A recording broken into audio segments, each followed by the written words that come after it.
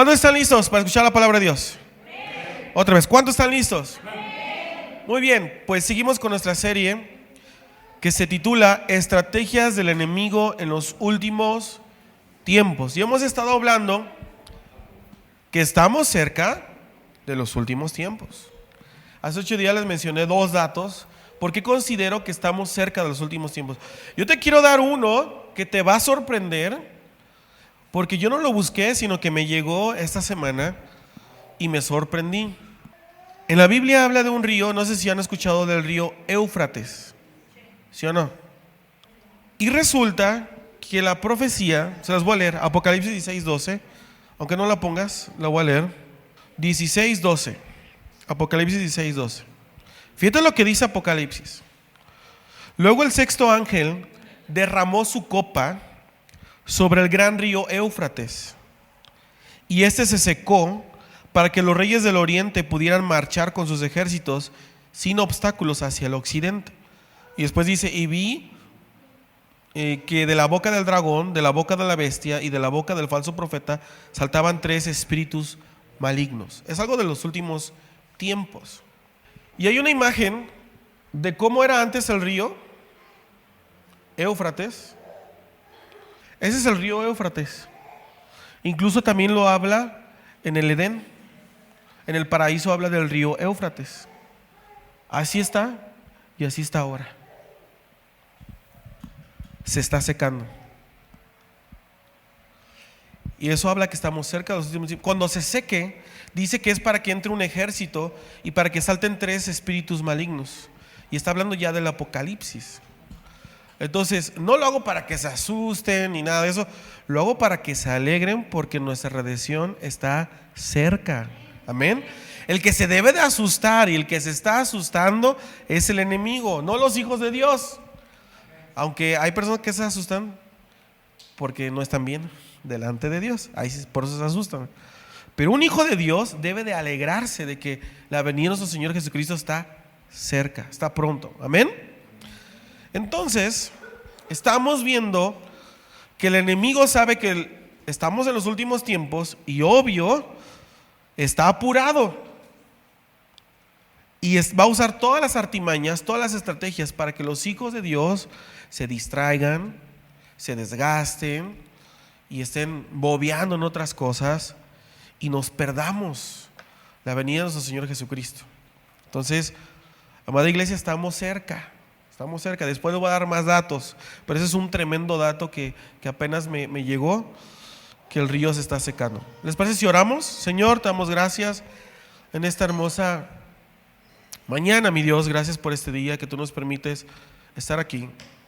Yo sé que tú nos quieres hablar el día de hoy. Usa mi vida, habla a mis hermanos. Gracias por este día, mi Dios. Que sea tu Espíritu Santo hablando en nuestras vidas y en nuestros corazones. Te lo pido en el nombre de Jesús. Y todos decimos: muy bien. Hace 8 días vimos que una estrategia es la distracción o las distracciones. Y hoy te quiero hablar, si tomas nota, el tema del día de hoy es las desilusiones. Las desilusiones. Y te quiero contar esta historia que a algunos ya se las he contado, pero está acorde con el tema. Hace varios años, yo creo que tenía la edad de Nico. ¿Cuántos años tienes, Nico? Sí, creo que por ahí estaba, en esa edad. Pues bien guapo, bien delgado, así como Nico. Y yo fui de las personas que tuvo pocas novias, no como ustedes, ¿va? Yo fui de pocas novias. Y tuve una novia que no, la palabra no es de que me enamoré, porque realmente analizando no me enamoré. ¿Qué palabra es? Me encapriché, me ilusioné. Esa es la palabra. Aunque muchos me decían, no te conviene, ¿cómo crees? ¿Por qué lo haces? Todo mundo y yo, tan loco así, déjenme a mí. ¿Cómo son los chavos? Así somos los chavos. Pensamos que sabemos, que tenemos sabiduría. No tenemos sabiduría. ¿Saben qué dice mi pastor? que cuando el joven llega a los 20 años, 19 años, aunque él luego dice que a los 16, 17 no tienen cerebro, se les va. El cerebro les llega a los 20, pero a los 25 tarda 5 años en acomodarse. Y a los 25 puedes pensar y tomar una buena decisión para tener un novio y una novia. Porque de esa edad no sabes, eres inmaduro, no eres sabio. Y ya los grandes me van a decir que es verdad. A esa edad no sabemos. Y yo estaba así, yo creía que sabía. Me decían, no te conviene, ¿cómo crees? Y yo, no, es que tú no sabes cómo besa. Con ella experimenté algo que no sabía. De repente dije, ah, caray, ¿y esto qué pasó? Es que no sabes. Obvio, no decía eso, pero nada más decía, es que no sabes. Y yo estaba así todo embobado, ¿no? Estaba embobado. Y estaba así, pues bien embobado, que es la palabra. De repente ella me propuso, hay una propuesta indecorosa, y le dije no, y se enojó. De repente me entero que me deja de hablar, y me entero que regresa con su ex, pero yo no creía. Algunos me decían, oye amigo, yo te veo bien buena onda. No me querían decir, pero me decían, yo te veo tontito. Me lo decían en otras palabras, pero es que ella anda con su ex. Y yo, no, ¿cómo crees? Si a mí me decía que lo dejó porque la trataba mal y que no sé qué. Regresó. Digo, no, ¿cómo crees? Está conmigo. No te creo. Y de repente salió embarazada. Así es como me entero que sí regresó y que cortamos, porque ni me cortó ni me dijo nada. Solamente que está embarazada, y yo me fui llorando a mi casa. Y estaba llorando y me desilusioné. Y estaba ahí en mi cuartito, puse la radio y escuché a los hermanos Bacilos. Mientras siga viendo tu cara, la luna, mientras siga escuchando tu voz entre las olas, entre la espuma. Y después escuché otro grupo que tiene un nombre bíblico, Maná. Mariposa traicionera. Oh, sentí una daga. Ay, esa es la mariposa traicionera. Oh. ¿Saben cuánto me ayudó? ¿Saben cuánto me duró la depre? 1 año. Estaba bien depre. Venía a la iglesia nada más, pero oye, te presento una amiga. No quiero saber nada de las mariposas traicioneras. Estaba desilusionado. Pero te quiero contar ahora de un hombre de Dios que estaba pasando por un momento crítico y no tiene nada que ver con lo que yo viví. Él estaba pasando por un momento crítico físicamente, emocionalmente y también espiritualmente. Quiero que vayamos a Mateo capítulo 11 del 2 al 3.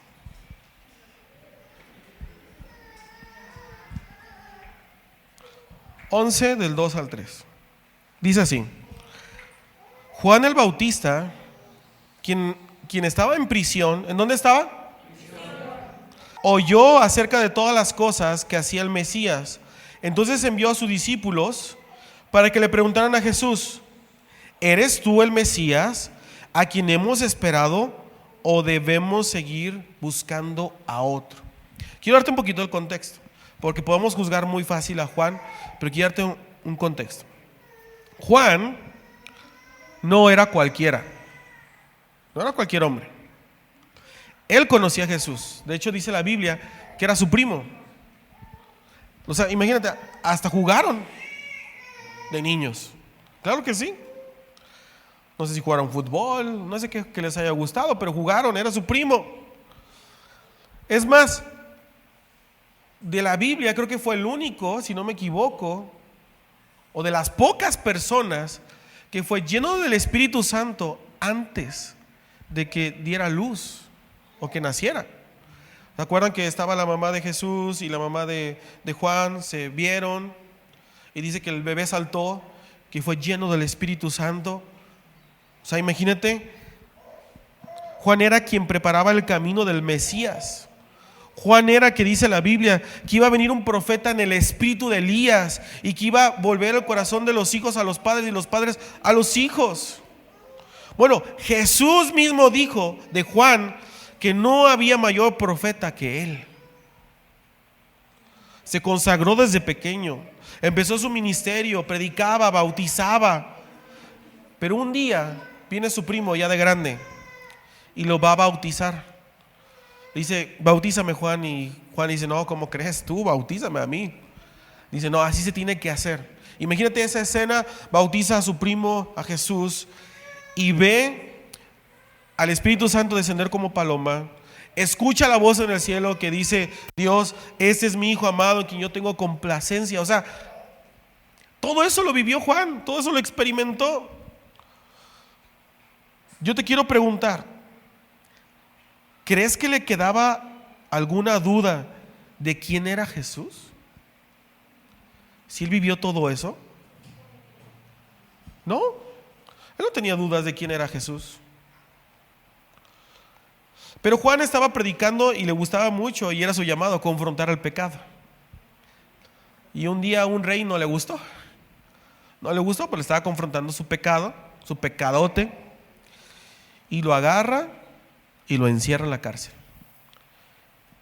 Y aquí está esa situación, ahí está Juan en la cárcel. Yo quiero que te imagines un poquito a Juan.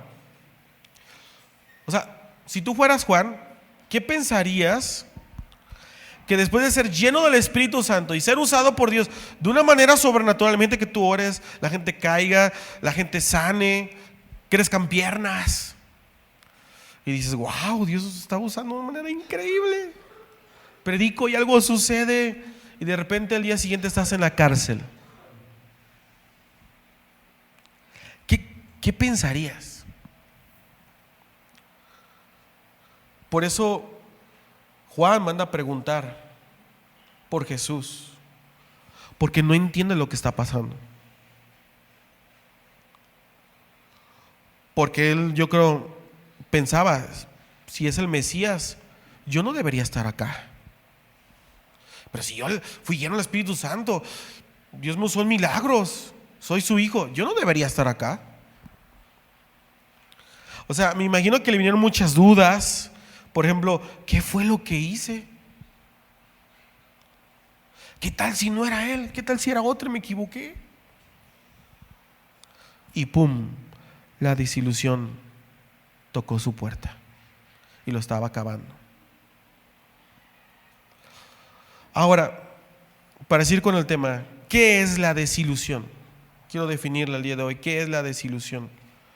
La desilusión es la decepción e impresión emocional que se experimenta cuando algo no responde a nuestras expectativas. Lo repito, la desilusión es la decepción e impresión emocional que se experimenta cuando algo no responde a nuestras expectativas. La desilusión es un sentimiento de pérdida de esperanza, como estaba experimentando Juan. La desilusión es un sentimiento de pérdida cuando algo que esperábamos que sucediera no pasó. ¿Cuántas veces nos ha pasado eso? Nos desilusionamos cuando algo o alguien no nos satisface. Nos desilusionamos cuando perdemos algo y se lo dan a otro. ¿Cuántas veces ha pasado eso?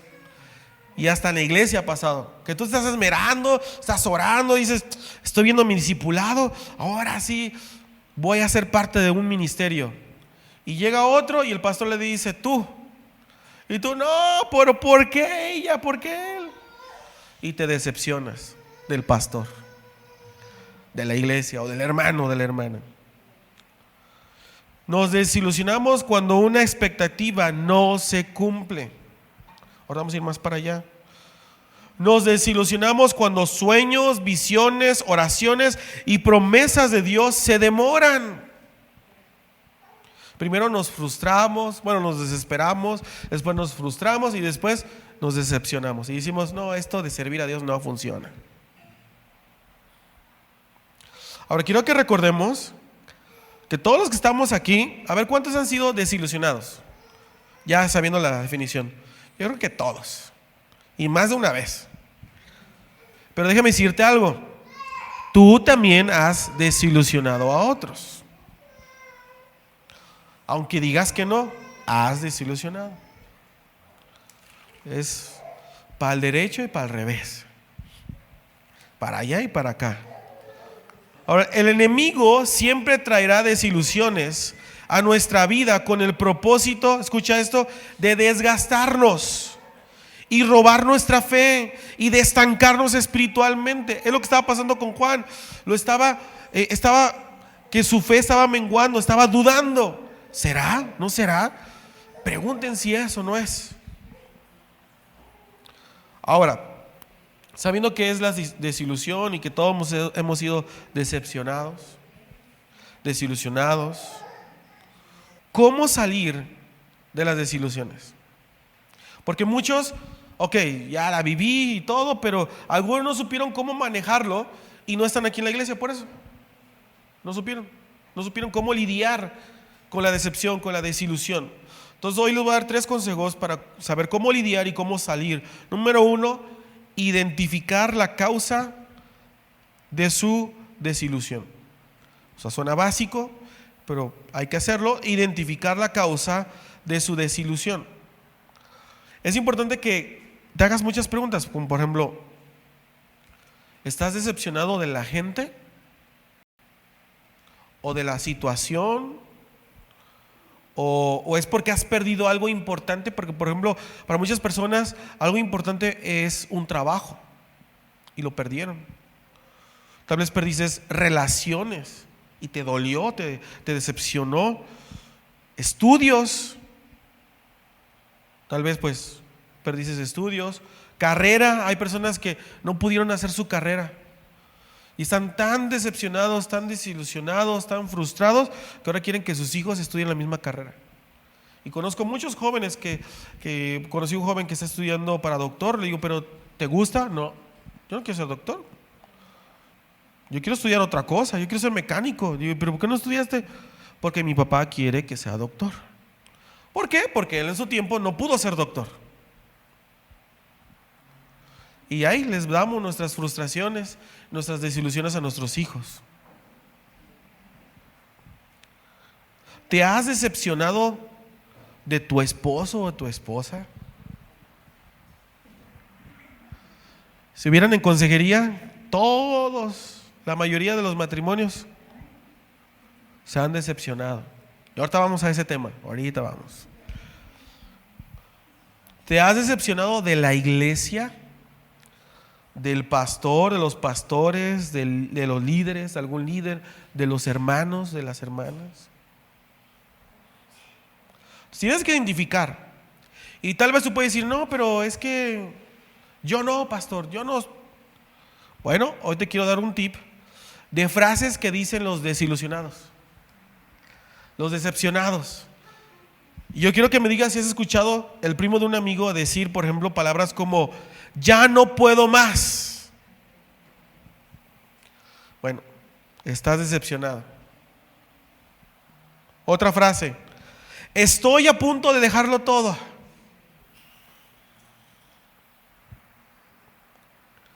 Ya no puedo continuar.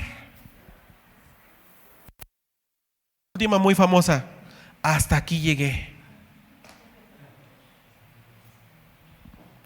Eso habla de que estás desilusionado. ¿Has identificado a alguien que dice estas frases? El primo de un amigo. O como dice Jordi cuando estamos en el congreso, de mí no vas a estar hablando.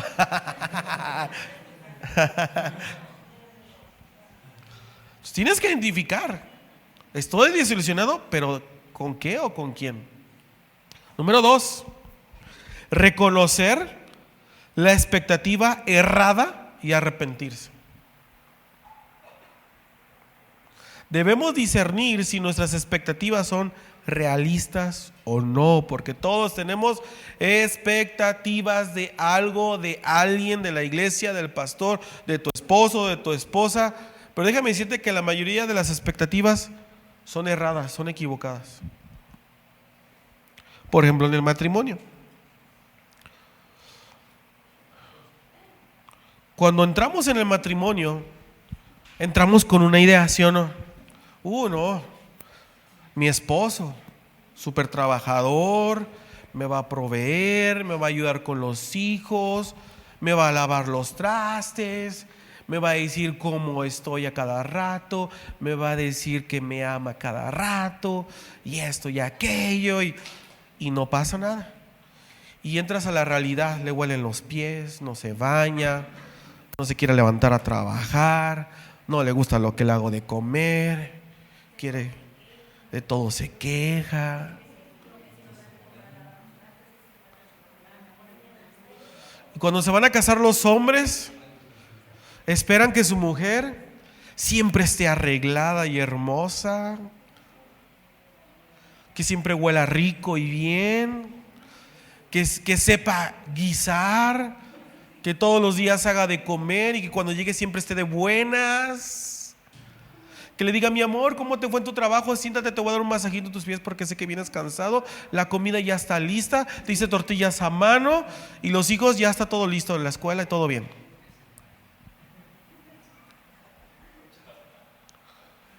Porque a veces queremos que nuestra esposa, nuestro esposo, sea como nuestro papá y nuestra mamá. Porque es algo cultural, algo que pensamos que así debe de ser. Y decimos: no, es que si supieras, pastor, es que no hace esto, aquello.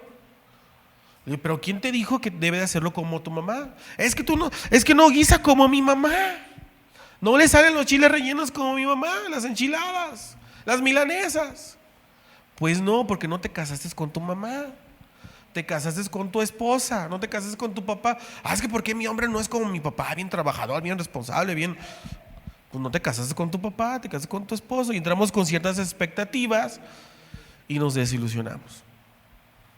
Las expectativas que debemos de tener son las que dice la Biblia. Ahora, muchos se casan y entran al matrimonio pensando de que su esposa, su esposo va a llenar ese vacío.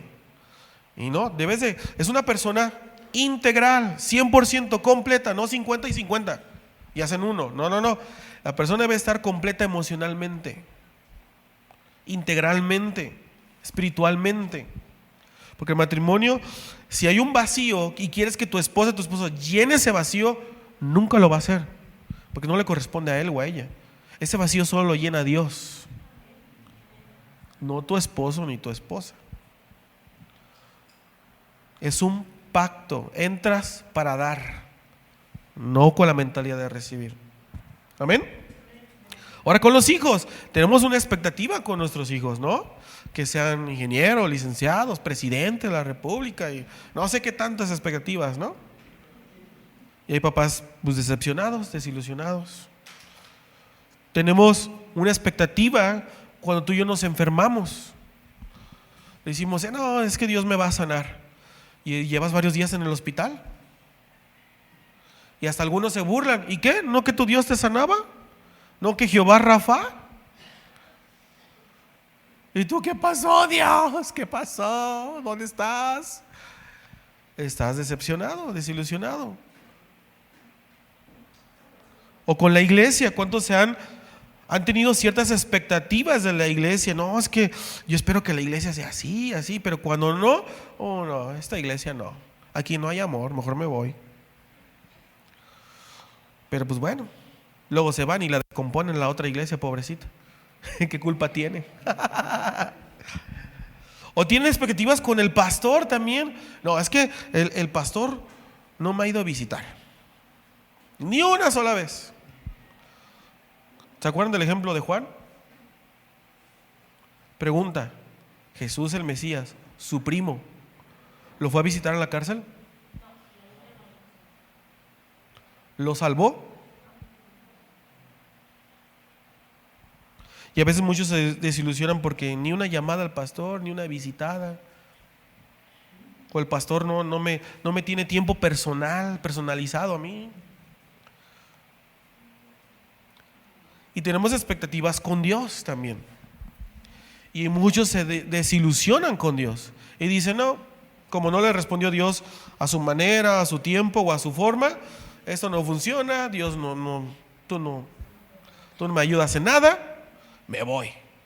Y hay muchos que no están aquí precisamente porque han sido desilusionados por Dios. Es que imagínate, o sea, a mí me impacta la vida de Juan. Uno, sinceramente, si tú estuvieras en la cárcel ahí con Juan, tú le dirías, no te preocupes, yo tengo un primo, el mero mero, y es el Mesías, y camina sobre el agua. ¿Crees que no nos va a sacar de aquí? Claro que sí, pero no lo sacó. ¿Y qué pasó con tu primo? Pues no nos echó la mano. Y a veces decimos, ¿y qué pasó con tu Dios? A veces vivimos en situaciones que pareciera que estuviéramos en una cárcel y no vemos la respuesta de Dios, y nos podemos desilusionar y decir, ¿será pues Dios o será otro? ¿O me equivoqué de religión? Como Juan, ¿sí es el Mesías o no es el Mesías? ¿O hay que esperar otro? Los veo muy serios. Vamos a leer un ejemplo de otras personas desilusionadas por Dios. Lucas, capítulo 24, del 13 al 21. Está muy bonito eso. Lucas 24, del 13 al 21. Ese mismo día, dos de los seguidores de Jesús, eran seguidores, o sea, discípulos, iban a camino al pueblo de Emaús, a unos 11 kilómetros de Jerusalén.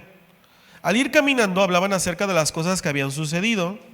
Mientras conversaban y hablaban, de pronto Jesús mismo se apareció y comenzó a caminar con ellos. El contexto es de que Jesús había muerto, pero resucitó y se les apareció.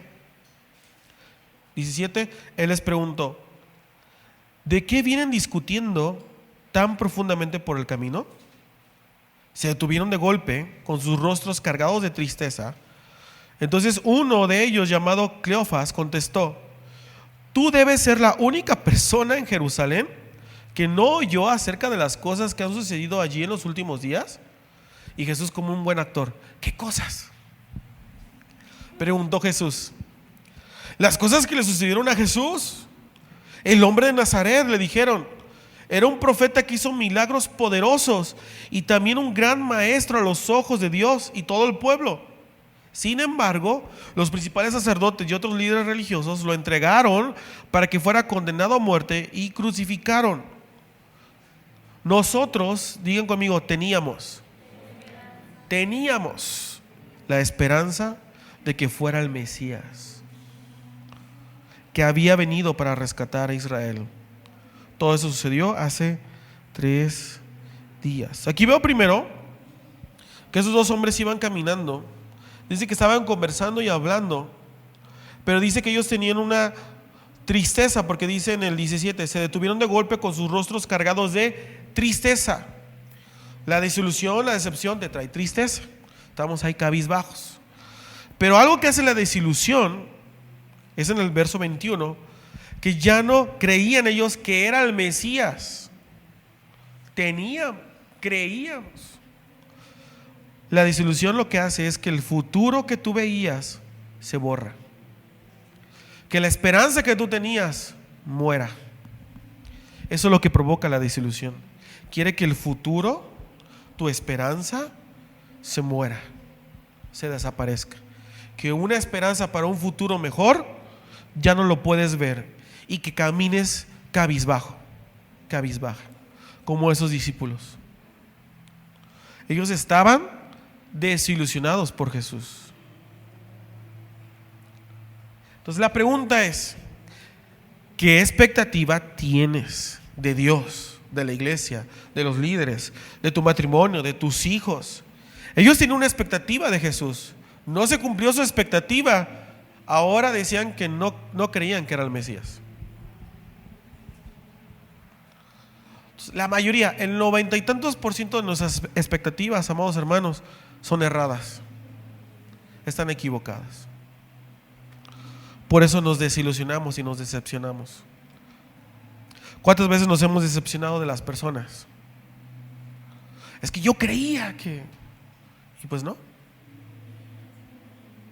Una vez me acuerdo que, digo, porque también nosotros hemos provocado. Yo también decepcioné a una hermana hace tiempo que supe, me contó y me acusó con el pastor. El pastor me llamó, me dijo, a ver, Tatito, quiero hablar contigo. Pues la hermana aquí me dijo que hiciste esto y esto y pues quiero que arreglen las cosas y le pidas perdón.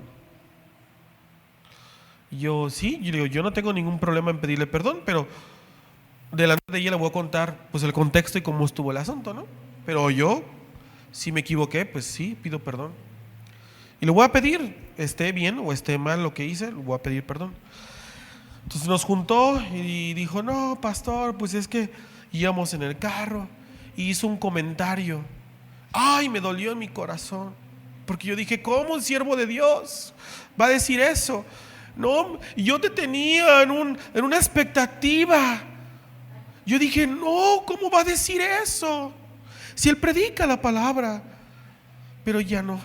Pum, ya me bajó del pedestal que me tenía. Y toda su familia me bajó del pedestal. Yo dije, le conté al pastor, sí, efectivamente lo que dice ella, sí dije eso, pastor.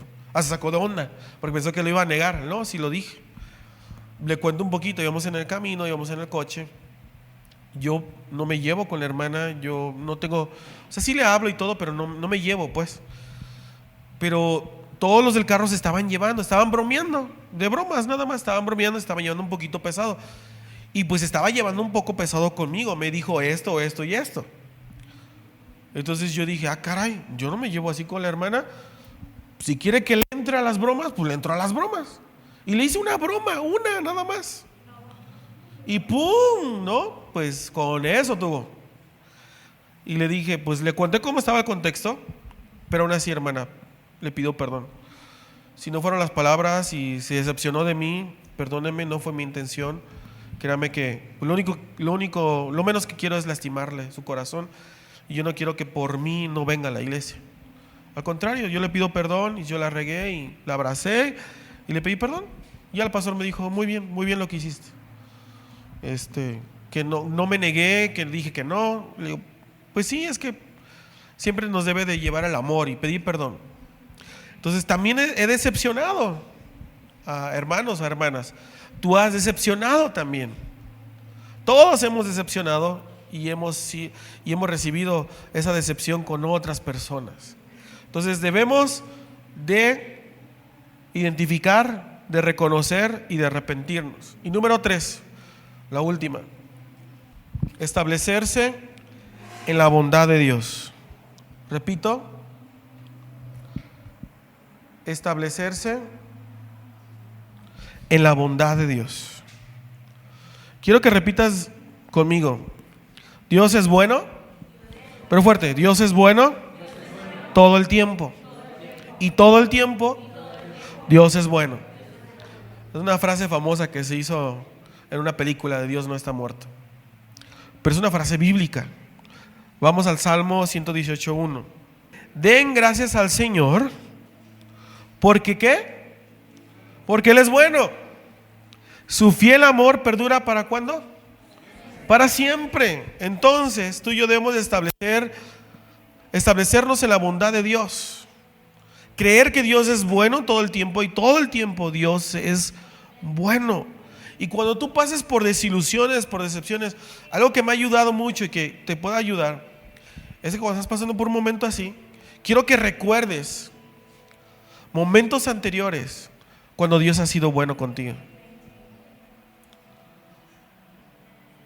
Todos esos momentos cuando Él te salvó, esos momentos cuando te rescató, que recuerdes esos momentos cuando te libró. ¿A cuántos Dios no nos ha librado de un accidente o de algo peligroso? ¿Amén? Claro que sí. Recuerda eso. Recuerda cuando te sanó. Recuerda cuando te protegió. O sea, debemos recordar, a pesar de que mi esposa y yo estamos pasando por un momento difícil con Dani, Yo doy gracias a Dios porque Dios fue bien bueno, me proveyó. O sea, de maneras que tal vez que tú no te imaginas. Por ejemplo, nosotros teníamos un ahorro para un carrito. Pues se fue el ahorro ahí, el carrito. Se fue. Pero proveyó Dios, no me quedé pidiendo dinero. Y cuando se acabó el dinero, una hermana se acercó a mí y dijo: Dios puso en mi corazón darte esto. Me llegó una bendición. Tenía que pagar ciertos impuestos, pero gracias a Dios los cubrimos y no se pagaron. Y Dios me dijo: dale todo eso. Y me bendijo. Y yo dije: ay, lo que necesitaba. Gracias a Dios. Creo que me dio, no me acuerdo si 5,000 o 7,000 pesos. O sea, fue una mega bendición. Dios puso enfermeras, muy buenas enfermeras. Dios nos puso muy buenos doctores. Todo el mundo se queja de Parres, todo el mundo se queja del IMSS y del sistema y los enfermeros y los doctores. Le dije: yo no me puedo quejar porque me tocaron buenas enfermeras, me tocaron de los mejores doctores, y doy gracias a Dios porque fue Dios. ¿Cuántas veces Dios te salvó, te rescató, te libró, te sanó, te protegió? Dios es bueno. ¿Cómo podría culpar a Dios si lo único que me ha hecho es bien? Él ha sido bueno conmigo. Hoy Dios te quiere ser libre de toda desilusión. ¿Cuántos dicen amén? Ponte de pie en esta hermosa mañana. Entonces, identifica, reconoce, arrepiéntete de ciertas expectativas. Y quiero terminar con esto, así de pie. ¿Quieres saber cuáles fueron las últimas palabras que Jesús le dio a Juan el Bautista? Mateo 11 del 4 al 6 dice así: regresen a Juan y cuéntenle lo que han oído y visto. Los ciegos ven, los cojos caminan bien, los que tenían lepra son curados, los sordos oyen, los muertos resucitan, y a los pobres se les predica la buena noticia. O sea, ¿te puedes imaginar? Eso me encanta, porque le dijeron: pues dice Juan que si eres o no eres. Y en vez de Jesús decir: sí, díganle que sí, soy, digan lo que han visto. Los sordos oyen, los que no veían ahora ven, los muertos resucitan. O sea, ¿te puedes imaginar recibir esas noticias ahí en la cárcel?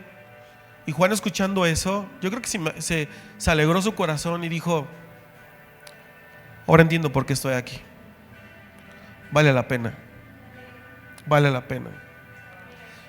Y no importa mi destino, pero la gente está siendo salva, la gente está oyendo, la gente está viendo, se le está predicando la buena noticia. Para eso Dios me envió. Y si tengo que estar aquí, vale la pena. Y él, yo imagino que salió de esa desilusión, pero Jesús le dedicó unas palabras solo a Juan, que son para ti y para mí, pero se les dedicó a Juan. Es el verso 6. Y agregó, o sea, y díganle a Juan: Dios bendice a los que no se apartan por mi causa. O sea, dile a mi Juan que aguante. Dile a mi Juan que tal vez no podré visitarle, no podré sacarlo de ahí, pero si él no se aparta de mí, por causa de mi nombre, por causa de mi reino, le espera una corona gloriosa, le espera una bendición hermosa, pero que no se aparte. Y sabes, muchas veces tú y yo nos desilusionamos y nos apartamos del camino. Tú y yo nos desilusionamos y ya no queremos ir a la iglesia. Que nada te aparte de Dios. Iglesia, lo repito, que nada te aparte de Dios. Dice el apóstol Pablo: ¿qué nos separará del amor de Dios? Tribulación, angustia, enfermedad, desnudez, hambre. Nada nos separará del amor de Dios. ¿Qué te va a separar de ti? De tu Dios. Nada. Ninguna desilusión. Es una arma del enemigo. Sal de esa decepción, sal de esa desilusión. Cierra tus ojos en esta hermosa mañana. Hoy quiero que recuerdes por esas relaciones, por esas personas, por tu esposo, por tu esposa, algún líder, alguien que te ha lastimado, te ha herido, te has sido decepcionado, desilusionado. Hoy Dios te quiere hacer libre de eso. Hoy quiere que Dios salgas de esa prisión, salgas de esa cárcel, salgas de esa desilusión. Se libre en el nombre de Jesús. Pídele perdón a Dios. Perdóname por tener ciertas expectativas erradas. Tal vez yo esperaba que mi esposo fuera así. Tal vez yo esperaba que mi esposa fuera así. Tal vez yo esperaba que mis hijos fueran así. Tal vez yo esperaba que la iglesia o que tú, Dios, fueras así. Pero ahora entiendo que si estoy pasando por lo que estoy pasando, es porque eres bueno y hay un propósito. Y declararé tu bondad aún en medio de la tribulación. Y nada me podrá separar de ti, mi Dios. Nada me va a apartar de ti, papá. Hoy en el nombre de Jesús, sé libre de toda decepción, sé libre de toda desilusión. Sí te lastimaron, sí te hirieron, sí esperabas. Tal vez tú decías, pero es que yo esperaba que fuera mi amigo, mi amiga. Yo esperaba que fuera diferente mi matrimonio. Sé libre de eso. Sé libre de esa desilusión. Pero yo esperaba que mis padres fueran de cierta manera. Sé libre de eso. Sal de ese lugar. La desilusión no es para que te quedes ahí, es para que salgas. Y como esos hombres camino a Emaús, escucharon la palabra de Dios y ardía algo en sus corazones. Hoy yo quiero que por medio de la palabra pueda arder nuevamente eso que dejó de arder en tu corazón, y que arda la voz de Dios en tu corazón, en tu vida, y puedas abrir los ojos y poder mirar a Jesús con una mirada fresca, y puedas ver a Jesús en todo su esplendor y en toda su gloria. Sé libre, sé libre, sé libre de toda desilusión, de toda decepción, y camina hacia adelante en el nombre de Jesús. Amén y amén.